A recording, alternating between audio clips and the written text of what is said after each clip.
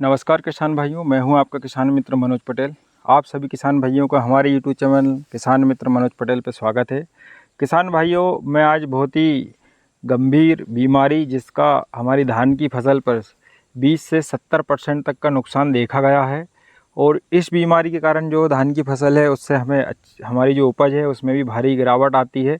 आज मैं इसी रोग के बारे में बात करूँगा कि धान में हम BLB को कैसे कंट्रोल कर सकते हैं या BLB के आने से पहले ही हम ऐसी कौन कौन सी दवाओं का उपयोग करें जिससे कि हमारी धान की जो फसल है उसमें BLB ना आए। BLB एक बहुत ही गंभीर बीमारी है।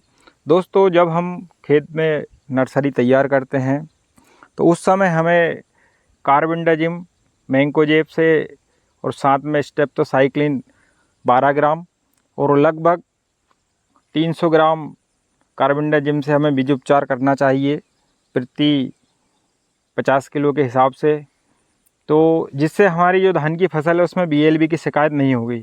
आगे दोस्तों, जब अगर हमारे खेत पर BLB दिखाई देता है, हमें कहीं भी पत्ते में धारियाँ या जला हुआ जब पत्ता हमारा दिखाई देता है, धान का बासमती धान हो या सादा धान हो, तो उस समय भी दोस्तों हमें बहुत उस पर निगरानी रखना है।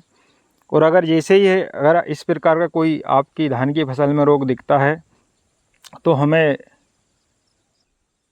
अगर इस प्रकार का कोई रोग आता है तो कॉपर ऑक्सीक्लोराइड, कसूगामाइसिन, उसके साथ में हमें या तो कॉपर ऑक्सीक्लोराइड डालते हैं तो स्टेप्टोमाइसिन के 12 ग्राम प्रति एकड़ के हिसाब से हमें स्प्रे करना है, जिससे कि हमारी धान की फसल में BLB रोग नहीं आएगा। और दोस्तों, जहाँ तक हो सके हमें इस प्रकार की सीड्स को लेना है, बीज लेना है जिसमें कि रोग रहित हो, कम से कम रोग आए, तो इस प्रकार का हमें बीज का चयन करना है। अगर हमारे द्वारा दी हुई जानकारी आपको अच्छी लगी हो तो हमारे चैनल को लाइक करें, शेयर करें, सब्सक्राइब करें। धन्यवाद दोस्तों।